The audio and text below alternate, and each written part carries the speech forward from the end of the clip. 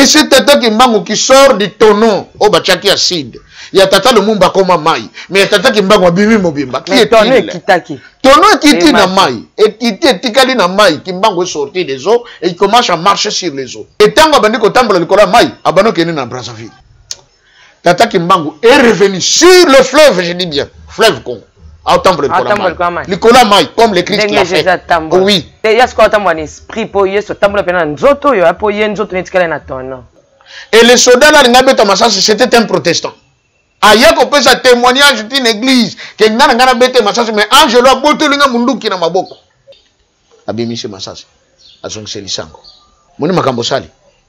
Mikolo ko yali boso, lingomba na bino ko koma boye. Poussière. Poussière. Protestant. Et nyonso catholique. OK. Nyonso bomba na kati ekobima polele. Nana ndimaki to koyeba ke ba catholique basango bazaka ba pédophile. Aucun de ces prophètes au tangi na Bible a fait des choses pareilles. Tant le bako mabele mais là c'est moi qui bango. Mais Mukolana na tonneau c'était sa mort. Mais quand Abimi na tonneau c'était la résurrection.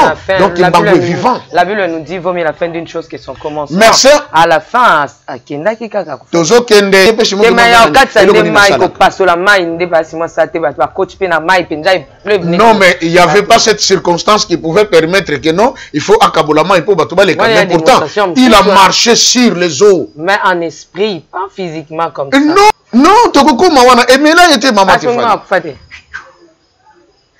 Oui, combien on va siffler avec moi? Oui, il est somme. Papa Simon Kimbangu azam Congote, azali moto ya Équateur. Na pesi etorte. Mais mutongo bakelaki na Congo. Azalaki africain, azalaki français té. Donc cause na combat ba français té. On a traduit juste les noms. Ya comme Zaki Bouk. Mbuki. Mbuki. Ouais, sa femme maman Kenge Eva. Ah papa. Au choc. Mais quand on a un scandale, on a la livre ya. Naozela. Ndeko moko benga depuis le Japon, papa. Moi je ne croyais pas en ce que tu disais. Cet homme encore c'est un fanatique. Auti pe wapi. Mais loko lekelinga na koti bibliothèque moko awa. Na ko kuta le livre authentique des évangiles. Ba tout bazakuna ba kombo na bakoisa ba Congo. Abi ototanga ka Luc comme nous aka Luki Kubika. Abi c'est écrit dans ce livre ici. J'attends. Je vous donne une enveloppe. Mais la lettre pas tata dans la prison. A commis lettre. A tient à 4 enveloppes. A eu 27 francs congolais de l'époque. À côté de 4. Après si Mobutu a gagné sa papa Simon Kimbangu na Katanga, na prison. Mobutu arrive en tant que militaire, il y a une mission, il y a 5 permissions, à écouter na papa Simon Kimbangu na prison. Ba solo le sili a joué enveloppe, a pesi. Oyo mwana na yo mutatindi, papa Joseph Dengenda. Wa Mobutu zo be Mobutu a président. Sergent. Il était comme ça la président. A joué sous ce maï, papa Kimbangu a sélis. A dit bon, na sepeli mingi, na zana makambo fana biso mekende boko swala na mwana na ngai.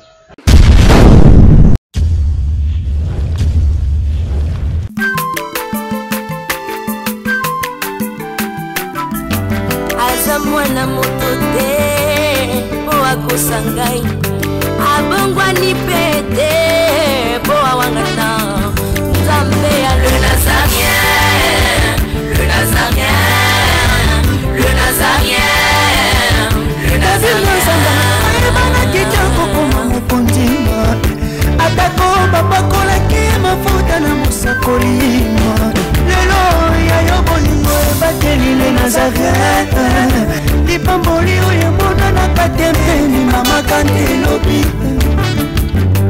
Koleke mapapu masope mafuta Tokokesitana longo na Nzambe oyo babenga na makomi Jésus Kombo ya tata ya mwana pe Molimo Santo Tata Nzambe kolo na biso Yesu Kristo Tata Molimo Santo tondi obotondi Nangolo sali biso komona mokolo ya yenga ya lelo pe komisi biso na tango oyo elongo na mombono ya mwasi mama Tiffany Mokoa makomi lobi yo sala kalikambo nyonso malamu na tango na yango pe bakiseli biso nana koki koloba likambo songono paka de salema soki nzambe ye moko apesi yango ndingisa te. Na bolingo na yo tomoni mokolo kitoko lelo. Toyebi ki toza kokoka te pamba te tozali bato na senatango. Na Jean 17 nkolo yesu lobi nazali kobondela mpona ntina na bango. Bazali na mokili kasi bazali ya mokili te. Pamba te mokili ezali na systeme na yango oyo ezali kotambwisa bato na libungi. Bongo libunga nyonso ezali lisumu. Yango tosengi mawape ngolo na yo kati na biso. Papa merci na tango malamu pesi biso lelo ya koloba lisusu na par na yo. Ndenge makomi lobi ezali na kotindika na molimo santu nde bato bazali koloba pona tina na nzambe. Tike bandeli kino suka otambwisa pe okamba biso. Oye lingi yo nzambe nde salema ya mongoni ezala mosika na biso na kombo tata mwana pe molimo santu. Amen. Amen. Bonjour, shalom, bien-aimés dans le Seigneur, très chers internautes, très chers fidèles téléspectateurs, les amoureux de Jésus-Christ, aussi ceux-là qui aiment le Nazaréen, aussi maman Tiffany Mokoa. J'aimerais nous dire que nous continuons toujours notre émission avec Papa Joseph, le pasteur Joseph, dans cette émission Table Sainte qui réunit les hommes de Dieu autour des sujets importants, si très capitaux. Mais avant toute chose, j'aimerais glorifier Dieu à travers ces cantiques dont je dédie d'ailleurs à Papa Guy depuis l'Afrique du Sud et sa famille. Pourquoi pas à ma soeur Nekab depuis les Issa. Que le Seigneur te bénisse. Je dédie aussi à ma maman Chérine, Betty Kokelea et Papa Deyo. Que le Seigneur vous bénisse. Maman Foura, je t'aime beaucoup de l'amour de Christ et Papa Kaïs. Que le Seigneur vous bénisse aussi. Nathalie Moussiboulou Sako Mokondi, régie à vous. Alléluia. Merci le roi de rois.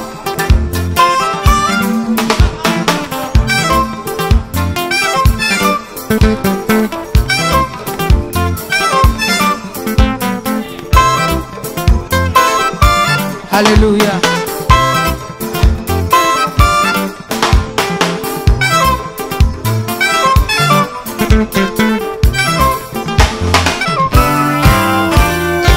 Tombola maboko na yo likolo. La kisa maboko na yo.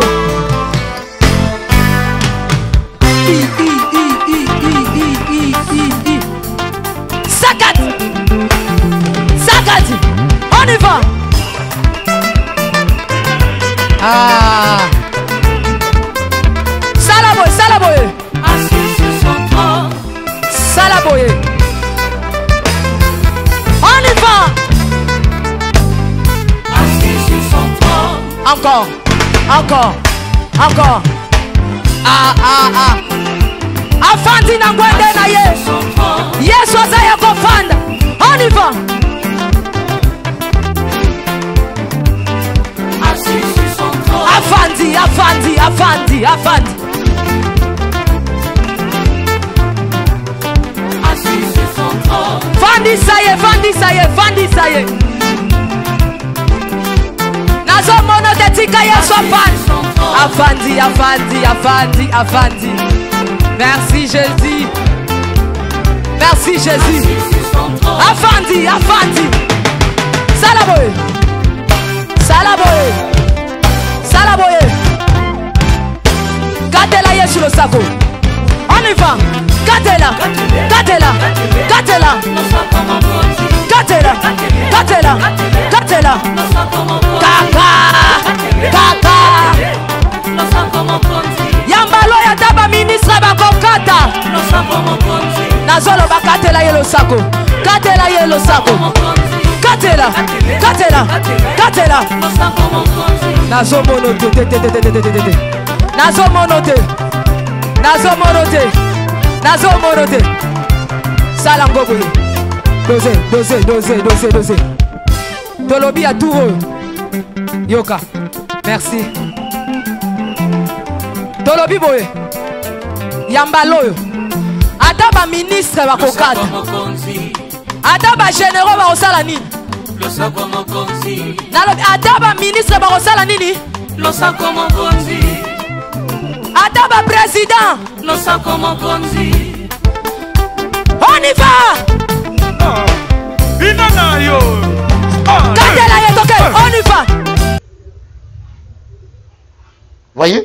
congolais ceux qui te comprennent le kona ne le ko bimisa biso na passe yo toza nango tant que tu comprends nango on va patauger tala bon nom de Jésus to belaka tous les jours ya ko chercher ba démon tout ça mais on est toujours les mêmes. La Bible dit vous connaîtrez la vérité et la vérité vous affranchira. Mais le Congo n'est pas encore affranchi parce qu'on a négligé la vérité. Et c'est tata qui sort du tonneau au bachaki acide. Il y a tata le mumba comme maï, mais il y a tata qui mbango bimi mobimba. Qui est tonneau kitaki? Tonneau kiti na maï et kiti tikali na maï qui mbango sorti des eaux et il commence à marcher sur les eaux. Ba moni boy. Boye ya ndotote. Et tant que bandiko tambola likola mai abano kene na Brazzaville. Les militaires, Nasango, prêtre, babandiko supplier Kimbango ne fait pas comme ça, ne fait pas comme ça. Ba autorité ce que ba yuki ko Kimi ok Brazzaville, biso to côté na problème. Banani ba tchaki na tono. Ce qu'on a qu'à na Brazzaville beaucoup mo bonde là. Tata Kimbango comment qui déjà de l'autre côté. A calculer makambango na yelaki. Terrain de prédilection, c'est la RDC. Il rentre. Tata Kimbangu est revenu sur le fleuve, je dis bien, fleuve Congo. À Otambre Nicolas Maï, comme le Christ l'a fait. Oui. Au Pierre, à Betaka, premier pas, deuxième, troisième, avant de causer. Ah, vous avez bien dit. Nzoto ne salaginini, et tiré na gata tono. Mais je vous dis que le tonneau là est vide. Tonneau va venir dans le camp, mais ça vide. Et ça, nous fermer, mais ça vide. Mais na tango papa d'angenda yeko so mabele wana lutendeli parce que baki ko dédier ngomena l'église. OK. Et comment un lieu sacré. Hein? Jour ko occasion comme kona okene ko kuta bilembo etikala. OK. Mais il était question qu'on aille récupérer les tonneaux. Lui-même papa d'angenda a donné des directives, les gens sont allés ba plonger. Ils sont allés récupérer les tonneaux. Ils ont marqué que bambisi bakenge la katono na chaîne. Des babimisa tonneau na chaîne et zala qui gardent dans l'otende les sali batambele le 3 octobre l'année passée les tonneaux et yekokota na musée dans Kamba. Et quand dans Kamba les 3 et je crois bakota qui on a kata musée les 4 les jours oyo internet à monde bébé kataki à la même heure bakota qui tonneau na kata musée. OK. Papa Simon Bazonga. Alors, Papa Simon, yeyo azoya kozonga, aya côté bateau ba supplier que non, akimate. Tanga komi na katikati ya mai. Atelebi, atali mai, atali batongo. Bon, a Poussaniti côté à Mabanga. Tanga Poussani, un ange est venu le servir. Tata Kimbangu a sorti un poisson bien préparé, du pain et la chikwang. Avandi ne likola libanga abandi kolia. Mutoyo auti ko bimana kata tono. Yeyo azolia kwanga poisson na lipa. Tangwa sisi kolia. Akitiri mukena mabanga ake kota na kati. Basura bi oh. Mais après ne kaka zalaki awati. Ba yeshi ko po baluka moko yena munduki po abeta Papa Simon Masasi. Tango apusana. Mais ba omo pe na démonstration ces autres salema azo bazo banga kate azo persister kaka na mabe. Mais na lobaki ke bato ba yaka ko coloniser biso bazalaka bana ya Nzambe te bankadia mpemba. Voyez, c'est comme ça qu'on les appelait chez les peuples Congo. Bankadia mpemba domindele bato ba uti na monde de ténèbres. Okay. Et loko mutuya o bayaki ko bundisela biso, c'était la présence de Kimbangu parce qu'il savait que tant que cet homme sera avec ces gens, ils vont nous dominer. Okay. Ils seront dessus de nous parce que c'est le peuple de Dieu. Bango balinga ki loko anate. Nous devons savoir que bon nombre ya bamindele bazabato mokili te bauta na mai. Bon nombre, je dis bien. OK, azuma sasa beta. Alors, soda ayepo abeta masasi boye, un ange a ravir ye munduki. Les militaires atali be munduki comme na maboko muto mususu. Atali mutonga comprendre qu'il n'est pas de ce monde. Tirakwona militaire akimi. L'armée est restée. L'armée ça. Oui. Tata Kimbangu sort. Ayeti esika Sango azalaki. Sango, Papa Sango, Yamundele belge. Et longo na basoda. Et les soldats là ngabeta masasi c'était un protestant. Aya ko pesa témoignage d'une église que ngana bete masasi mais angelo aboto linga munduki na maboko. Sango tango atala biki mbango, tu nous tourmentes trop. On en a marre avec toi. A joué revolver, a bêti tata kimbango masasi, à bout portant. Ta ta. Tata kimbango a tcheboui. A bimise masasi, a zongi lisango. A simbi putulu, poussière, ya mabele, a bois kiliko. Poussière ki, a le bine boy. Moni makambo sali. Mikoleko yali boso, lingomba na bine kokoma boy. Poussière. Poussière. Protestant. Pe nyonso catholique. Okay. Nyonso bobomba na kati ekobima polele. Nana ndimaki tokoyeba ke ba catholique basango bazaka ba pédophile. Nana yeba ke papa bavotaka ye. Chuto bono kanisa ke nzambe mutalo baka après papa bimi nzoka bavotaka ye. Nana yeba ke sana ba papa soki basango babotaka na bango en secret. Mais aujourd'hui c'est replié à cacher. Tout est à nu, tout est à découvert. N'a pas procès même que le cardinal tel à son samba parce que il avait bisé des enfants d'autrui. Et les enfants comme besoin de l'appeler ma fille, étaient des petits garçons. L'homosexualité à la pédophilie. Vous imaginez ça? Okay. Mais personne ne pouvait se rendre compte parce qu'à l'époque c'était la toute puissante église. Au Kokoloba, le contraire. Mais dedans du manque le bagi comme le la poussière. Mais nous se bomba makati na bango sanini et que bima polele. Mikolele kakia. Avant nos élections. Ah, président Kabila. Ah, président Kabila. Ah, Kabila. Ah. To landi ba catholique, ba sango. Ba lobi boy. To luki Kabila na ba niveau nyos to somona yete alors fallait passer na vitesse supérieure. To que ko découvrir rien aza caché dans l'océan Atlantique. Ba comment ki kuna ndengeni. Na Bible. To na pratique ya Satan. Biso to ibi kesa lingomba ya Nzambe. Siko bino na kati ya océan Atlantique boke sala ni. Christ alobaki il ne restera pas pierre sur pierre qui ne soit renversé. Lilo batata kimbango pe ko kokisama. Lelo to bandiko ibake batika kaka. Basala ka ndenge basala ka na bango. Problème ezate. Mais na suka kuna ndeli kambo ezate. Mena yebani. Okay. Omoni Mama Tiffany. Maintenant, c'est Papa Simon Kimbangu. On a mis dans un tonneau où il y avait de l'acide. Fallait un nikama. Mais il est sorti. Abimisi poisson, abimisi kwanga, abimisi lipa. Allez. Asilisi, moko ba militaire à Kimbangu a joué parti où etikala ki yepe. Ali atata Kimbangu étend sa main et bongoni mabanga. Tilelo. Ezana lutendele. Tilelo. Ogenekuta kwanga na makase fungwa ba libanga. Okuti pena morso lipa na libanga na ndenge wakata. Thompson ezana mutu na lopele na sende na kati mendi banga.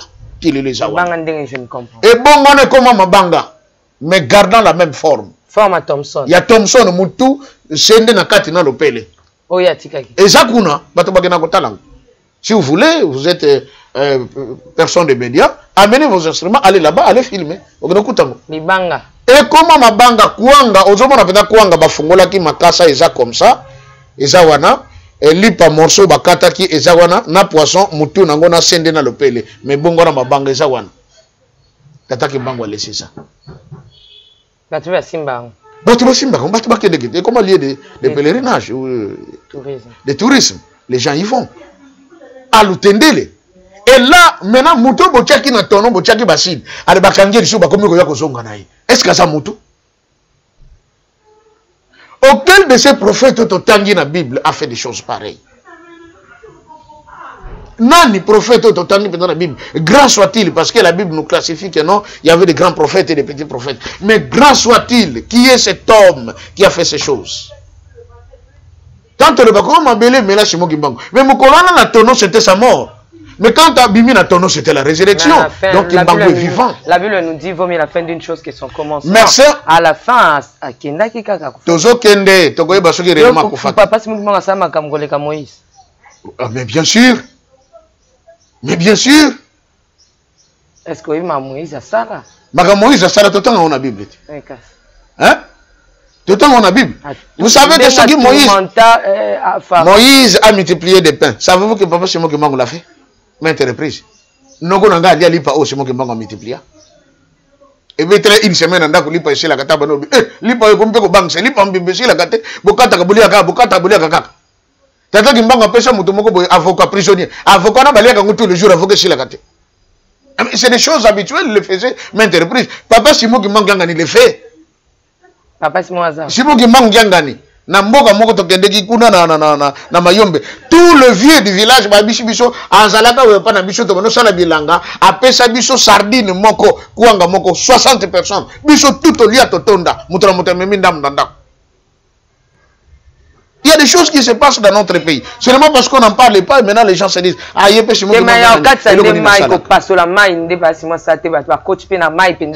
Non, mais il n'y avait pas cette circonstance qui pouvait permettre que non, il faut accabolement, il faut battre les camions. Pourtant, il a marché sur les eaux. Mais en esprit, pas physiquement comme ça. Non, physiquement, c'est Kimbangu Bakangaka. Oh, akendeki na Katanga, abazo kende na prison. Yewona mutatambola likolo fleuve.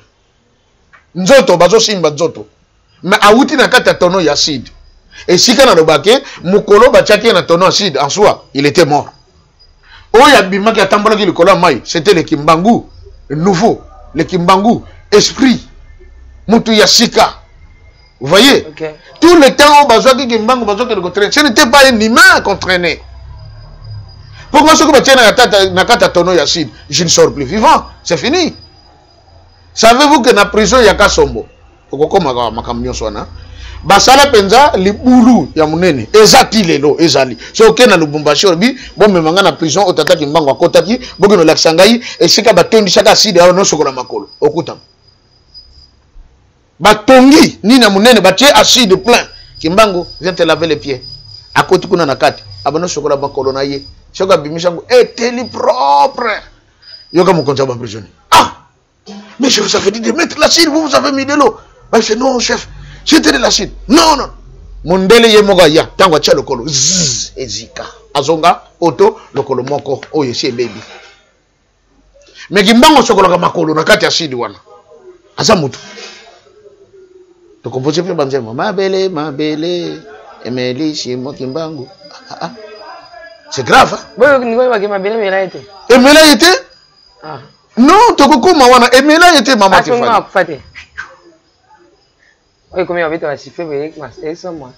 Oui, il est somme. Voilà maintenant cette attaque Kimbangu qui sort de l'Utendele. Ouazaki na tono, tikali, alebazongi na ye. Yewana nde bazo tchasko na bateau babandiko tambusa ye. Bandundu, Équateur, baleki ndamba province orientale. Bakeiti na Maniema. Obitangu bakoma na Maniema. Ba province nyonso d'ailleurs babanako lekela soki bakomi ba belge babeti tanga ba bengisi peuple boya ko beta muto azo bebisa bino mboka biso to yaki to bongsela bino mboka makambo ezala bien mais muto azo bundisa bino yeyo bo beta ye babane ko beta Papa Simon bande ko Équateur ba yambaka Papa Simon bien yango to ibite to chela yo moko elema to yambaki pe ndeko mala ndaki mission nde to baki no na mikolo keki alobi que Papa Simon Kimbangu aza Congo te azali muto ya Équateur. Na pesi torte. Na pesi pe raison te. Tata Kimbangu est né et grandi chez les Bakongo. Mais comme il est Dieu, il est omniprésent. Tata Kimbangu s'est manifesté dans beaucoup d'endroits au même moment. Voilà ce qui prêtait confusion aux gens. Tant que dans un camp bazo sala ba miracle, Tata Kimbangu était aussi présent dans les Bandundu. Tata Mungu toswana mukolo son nom m'échappe abaranga mutamutu yandi Tata Kimbangu yone vandaka kuna na beto abi chaque fois soka ke na zamba akoya tala banyama zamba kolia bambisha mai na mboka balia kaka bien donc azolesa bango bien otune yo uta wapi oyela kabisho biloko bila kitoko boitolia katosa siko mboka nozala kashi na vanda kana bino bo uta benga wapi tunanga kombo batuna kaitang batune kombo nzela kanani abana bango kombo nanga Monkoto 87 oui komba pesa Monkoto 87 plus tard nangiringiri sur Monkoto 87 deviendra la parcelle de papa de Ngenda Kuntim Ishika tonganda ko ishika fandi aboti bana nangiringiri na Monkoto 87 mais na bane wana Papa Kimbangu va parler dans vie wana ke Kombo na ye ezalaka Monkoto 87. Et encore de surcroît, Papa Simon Kimbangu est né en 1887. Na baki cellule lisusu. Prison bakene ko tchai na Kasombo. Ezalaki cellule numéro 87. Papa d'Angenda Kuntima est né le 22 mars, à Koufa le 8 juillet, 8 et 7, 87. Zamba compliqué. Je crois 8 plus 7, ça vous fait 15. 15. 5 plus 1 plus 6, repos. Ok. Donc on peut 6, chiffre 6. Mais nous, c'est ça dans tirette. Nous avons le logo par hasard. On a mis 6. 6 au l'imperfection de l'homme. L'homme est imparfait, il a été créé au 6e jour. Le temps du repos, c'est le 7e jour. Il est venu pour restaurer cet homme qui a été créé au 6e jour. Koko Mbouki, dénommé Adam, comme s'il était français alors qu'il ne l'était pas. Et lui, Papa Simon Mbouki, c'est ça son nom, en fait. Adam. Adam tout temps dans la Bible, comme on est à la Mbouki. Na livre ni. Na livre ni. Yé Papa Simon ba tout temps la Bible, Bible bi Adam, yé sko yé na Mbouki zonwa. Kasi kombo ya Mbouki, ça vient du verbe Boukika en Kikongo, regrouper la terre pour en faire quelque chose. OK? Boukika. Alors, comme dans la Bible antique, on avait dit que c'est de la poussière de la terre que l'homme a été créé. Bato ba yeki ko so écrit na biso, ba traduire na balangue na bango, ba zui le mot terre, poussière de la terre. Ba traduire en grec qui donne Adama. Adama en grec signifie la poussière de la terre. C'est Adama qui donne naissance à Adam en français. Mais Moutongo bakelaki na Congo. Azalaki africain, azalaki français. Donc, on a combat français. On a traduit juste les noms. Mbouki. Mbouki. Ouais. Sa femme, maman Kenge Eva. Ah, papa. Au choc. Mais quand on a un scandale, on a la livre. Depuis le Japon, papa, moi je ne croyais pas en ce que tu disais. Cet homme encore, c'est un fanatique. Mais loko lekelinga na koti bibliothèque moko awa na ekokuta le livre authentique des évangiles ba tout bazakuna ba kombo na bakoza ba Congo atinanga mo extrait abi ototanga ka Luc comme on zaka Luki Kubika abi c'est écrit dans ce livre ici. J'attends ça alobi nanga mbuta na passer commande nazo c'est la livraison ce que yé nazo tindelango même par DHL. Je livre les évangiles, ndenge komama na langue authentique, avant que cela ne soit traduit. Et Moutazo Ibisaye, un vieux japonais. Luki Kubika. Luki Kubika. Ah. Na Kikongo.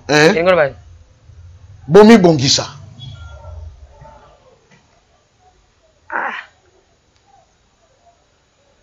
Matthieu, ce n'était pas Matthieu, c'était Matthaï ou Mattei. Les enseignements. Maman Tiffany.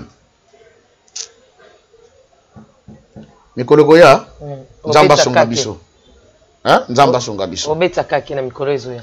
Baby, la fois passée, natonaka pasteur moko question moko, pasteur Abel Vertige. Olwanini. Natonaka mutuna l'homme de Dieu. Tango Christ a yena mokili. Soka koti na temple, tous les sacrificateurs babana sont mécontents. Oye ko kota na temple. Même jour où bato batiaki offrande tango lobi que cette femme a donné plus que tout le monde. Bah, le quel est ma problème? Mais qu'est-ce qui a fait que les sacrificateurs ont fui le temple pour être comme ma place à ma pierre? Le pasteur m'a dit mingi. Nini kimisa ba sacrificateur batiki temple parce qu'on nous a dit qu'il y a eu la première conférence de Jérusalem au Paul Azalaka et Salima na kata temple. Où étaient les sacrificateurs? Ba Kaïf na ba Anne. Batika temple pourquoi? Et comment que ba Pierre les hommes du peuple bato ba tangate ba comme ba patron ya temple ba sacrificateur ba kimaka nini? On ne nous dit pas tout parce qu'il y a des livres qui ont été ôtés de la Bible que les gens n'ont pas et ils ne savent pas la vérité des choses. Bakimani. Tu peux le bélango plus tard peut-être. Merci beaucoup. Tozo continuer tozo koba mbisi bongwani libanga soda ngaya kozwa. Et tata ki mango imposé maboko comme mabanga. Ti le zawana. Nde basu tata Kimbangu bandi ko tambusa ye. N'Équateur bayamba qui est bien, on lui présente les fruits, biloko ebele. Après ça bango elaka na ko sepelisa bino tangu nyonso na kozana boloko. Équateur. Équateur. Na ko sepelisa bino tangu nyonso na kozala na boloko. Mais il y avait une dame à quelque chose nzete, il y a quelqu'un qui a nzeta mbila, aya beta papa Simon Elongi. Ya! Papa Simon Zoki makili bandi ko tanga. Atali abi ah mwana na ngai. Yo salinga makamba boy. Po batindi yo sala boy. La dame là, na mboka imagine hein, atika la prostituée, abotate, abalate. Tiki mobange. Un jour, Papa Dangueda va à l'Équateur. La dame là, quand il regarde Papa Dangueda, elle dit ah papa, na soki sa kota la pota ngo, la soki sa dango te.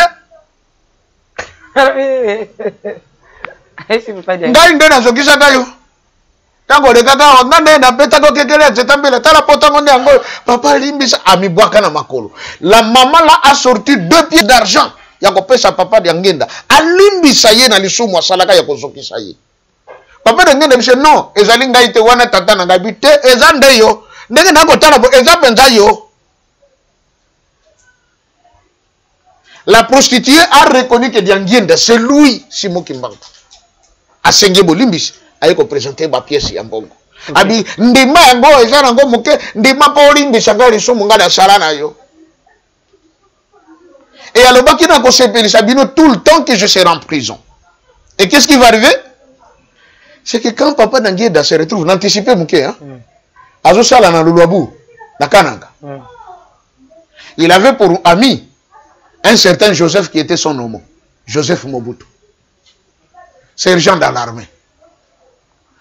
Le sergent Mobutu va pêcher ordre de mission, il doit se rendre au Katanga, en mission de service. Papa Dangueda dit, ah, comme vous partez au Katanga, je vous donne une enveloppe, mais la lettre pas t'attendre dans une prison. A commis lettre. A tient à 4 enveloppes. A eu 27 francs congolais de l'époque. À côté de 4. A pêché Mobutu a gagné sa papa Simon Kimbangu na Katanga, na prison. Mobutu arrive en tant que militaire, il y a une mission, il y a 5 permissions, à écouter na papa Simon Kimbangu na prison. Ba solo le sili a joué enveloppe, a pêché. Oh moi na yo mutatindi, papa Joseph Dangueda. Papa Simon ouvre l'enveloppe, a retiré les 27 francs à Zongeli Mobutu. Oh mais papa dit oh mais ngana kusana mbongo nini au ngana sana nga prisonnier zwa na yoke ndo kusalina essentiel na zimu kanda. Papa Simon Kimbangu ayoka posa ya mai. Mobutu afungoli gourde na ye apesi papa Simon zwi mai ameli. Mu Congo se respecte. A silicité atiki ndambo. Azo papa ba yango eza moke silisaka ngala kotoka mususu. Wa Mobutu zo be Mobutu a président. Sergent. Il était comme ça la président. Azili susu mai Papa Kimbangu asilisi. Abi bon na sepeli mingi nazana makambo mingi fana biso mekende boko na mwana na ngai. Parce que il savait que na yena mwana bazaka mutu moko. Mobutu rentre, il fait rapport à Papa Dangueda. On arrive le 17 mai 1958. Mobutu na Papa Dangueda baza bango mibali. Papa Dangueda s'est mis à genoux. Asimi Mobutu na maboko. Alobi na ye yoka liloba ya Nzambe. Okokoma mokonzi monene ya mboka oyo. Metango kokoma mokonzi. Kobosa na tata na ngai te. Kobosa na lingomba na yete, kobosa na pe bana na yete. Ici. Le 24 novembre 1965, Mobutu a commis président. Atikala jamais kobosa na église kimbangiste. Toujours aux côtés de Papa Dangueda. Bafungoli temple ya église ya Matete. Papa Dangueda invite le président Mobutu. Mobutu arrive. Basali cérémonie esili. Papa Dangueda lobi tokosala tour ya temple. Musique ezobeta. A fanfare. Babeti premier tour na président Mobutu. Mobutu amoni ke basali tour ekogit faut baya ko fanda. Tango linga kenda bino on n'a pas encore fini. Ah, encore? Oui, encore. Basali deuxième tour. Mobutu a dit que c'est là. Ah, mais au moins je suis fatigué. Au moins parce que c'était le dé de Joseph. Ah, mais je suis fatigué, j'en ai marre quand même, je suis lassé. Ah, mais non, Papa Dangueda a forcé Mobutu. basali troisième tour baye kovanda nzoka chaque tour azosalisa ya temple eza 10 ans de règne. Les 3 tours asalisaka ye 30 ans de règne ya Mobutu, 30 ans ya boloko ya tata na bango wana bakia kosepelisa bana Équateur. Et comme on premier tour comme asalaka ngo na motema na mobimba, première décennie ya règne ya Mobutu, hi le Zaïre, un Zaïre est égal à $2. Économie forte. Deuxième tour comme asalaka mo hésitation makambe bando bebe. Troisième tour et baby fort parce que par effort que La force ba força qui est moko boyina. Or fallait makambe sali mara komba tata ya mwana ya molimo sana. Kisoroke la sana 10 lettres, ya lunga na sana 10 lettres, ya nginda sana 10 lettres 30. Mobutu pe fallait suivre. Ya ngomoni maman Tifani. La Bible, j'oublie un peu les passages mais je sais que dans le livre de Samuel où il y a un roi, oh Samuel a zolo banaye beta ba flèche. Ndenge zoke ko bunda na banguna nayo. Mais bitanga benda flèche. Au lieu tindi kango makasi. Atinanga malembe. Non, c'était Élisée. Le roi a bendi flèche à bois qui de tcho. Prophète Abissier au décevoir nga. Nana kanisa ki ko benda avec beaucoup de vivacité au tika peneke na musika au terrasser banguna. Yo sa no malembe. C'est de cette façon que tu vas frapper tes ennemis. Okozala très forte. Quand on est en face des noms de Dieu, il faut être regardant, il faut être sage. Parce que tout geste à cause de ça, ils ont compté, ça peut apporter quelque chose. Mobutu n'avait pas compris ça. Troisième tour, ça, le corps moi, il y a un troisième reine. Donc, ndenge bat barbaki Mobutu, vous continuez à vendre sa machine dans Kisi, vous continuez à jouer injustement. Donc, le lot, vous l'acceptez le contraire. C'est le contraire. Ce que Bakisi, c'était seulement sa part. Mais l'homme qui a fait asseoir Mobutu au pouvoir, c'était Papa Dangenda, Dieu. Il a tapé ça qui est Mokonti. Et ça qui peut un plan à y. Donc, il y a une prophétie, Papa qui manque, Kokuta Mobutu na prophétie. Avant Abota Mabasako la Ponaye, vous aurez un deuxième président. Vous avez un pouvoir de force et de puissance. À qu'on régner le plus longtemps possible. Tata Simon Kimbango, les potos. Prophétie. Alors, tout le voyez, maintenant, Tozongi. On a péché et c'est Papa Simon Kimbango qui quitte l'Équateur. En province orientale, il va parler la langue de l'Okele comme ça, vraiment, c'est là la confusion de Papa Kimbango. On va écouter parmi l'Okele et Yazali. On va écouter Bangwandi Kimbango Zalaka. On tente qu'on a vu ça à Zalaka. On a péché moi parenthèse. Tata Moko Abotolaka, roi des Belges, et Penaye. Comme on est Zalaka Ambroise Boyimbo. Aussi, on a l'histoire. Ok. Les gens qui ont un boulevard. Bordeaux a joué un épée. Ambroise Boyimbo a joué qu'il a eu une fleur rose. Le roi Akumba mina kota la fleur. Baramoko Ambroise a boto l'épée à Kenango. Bon Ambroise, on est à la Canade. Le même Ambroise, il avait de la famille à l'Équateur. Na moshina bana, na bandeko. Le même Ambroise, il était ici à Kinshasa vers Kaouka. Bakundiye na cimetière Kitambo. Le même Ambroise était au Congo central, chez les Bandibou et chez les Manianga. Le même Ambroise Boyimbo, il était l'homme de Bandundu. Qui était-il? Simon Kimbango. Mais yoga komba mususu, Ambroise Boyimbo. Simon Kimbango. Abotola qui épée parce qu'il ne pouvait pas y avoir de l'indépendance sans qu'il y ait le symbole du pouvoir. Baudouin a déclaré l'indépendance du Congo. Et là, on a appelé ça comme symbole de Kolobake, maintenant on a appelé ça pouvoir. Rien. Parce que tant que Balobaka n'a pas fait drapeau ya Congo belge au Kitchanase au Niati, après au Matisse ya Congo Léopold, à Salé Langote. Et Tata Kimbangu vient intervenir lui-même pour rendre effective l'indépendance, c'est qu'il faudrait qu'on ravire l'emblème du pouvoir, l'épée. Épée wana kilelo et yebani côté zate. Et kilelo basale banquette baluki baso mona ngote. Là botala ka pesa kina. Muta pesa ngo pa yebani te. Roi de Belge ya awepe tikala awa zonga maboko pamba. Le pouvoir est resté. Au moins Congo ba mystère ça. Papa Simon Kimbangu na prison. Maintenant, il arrive au Maniema. Dans la commune de Maniema, qu'est-ce qui se passe? Les chefs administratifs de l'époque, un Congolais, Ayabi tata Kimbangu. Abia mutango bazo causer trouble partout hier. Bon, et pas nanga pa fona tali sena no maboale. Ba timoli libulu ya munene. Bazo tata Simon Kimbangu batie na kati. Makambo na nalo ba ah ouais maman. Je n'invente pas. C'est sorti de la bouche de l'ex-gouverneur de Maniema. Mais c'est tout Saloum. Ayaki Nankamba. Je rends hommage à cet homme. Si du moins toutes les autorités congolaises étaient comme cet homme, alors on serait en mesure de remettre ce pays sur les rails. Il n'avait pas regardé son rang social. Mais M. Toutou Saloum, gouverneur d'une province, arrive en Kamba, il s'est agenouillé, il s'est étalé à même le sol, ventre contre terre, devant Papa Simon Kimbangu Kangani, demander pardon pour ses péchés et les péchés de ses ancêtres commis à l'encontre de Papa Simon Kimbangu. A dit Papa Nayeko Senga Yobolimbis, et il n'est pas venu seul, avec tout le gouvernement provincial et les députés. Balala Nassé, devant Papa Simon Kimbangu Kiangani.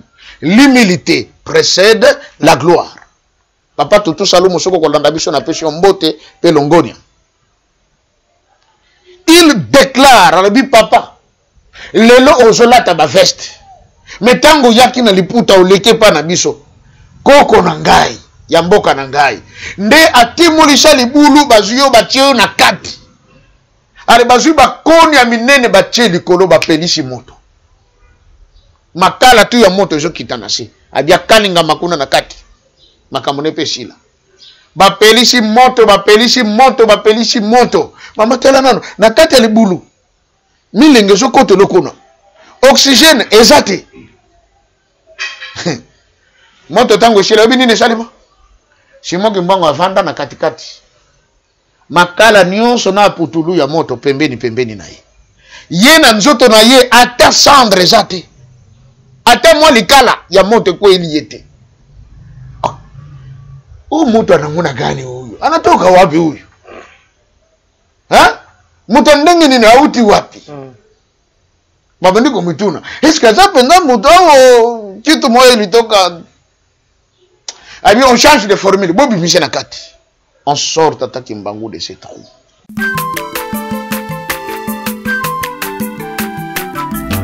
Azamwana motote po akosangai. Abongwa ni pete po awangata. Nzambe ya le Nazarien, le Nazarien, le Nazarien, le Nazarien. Bana kitoko koma mukondima. Atako babakola ki mafuta na musakolima. Lelo ya yobolingo bateli le Nazarien. Lipamboli oyo mona na katembeni mama kandelobi. Koleke mapapu, masope mafuta. Toko kesika na longo na nzambe oyo babenga na makomi.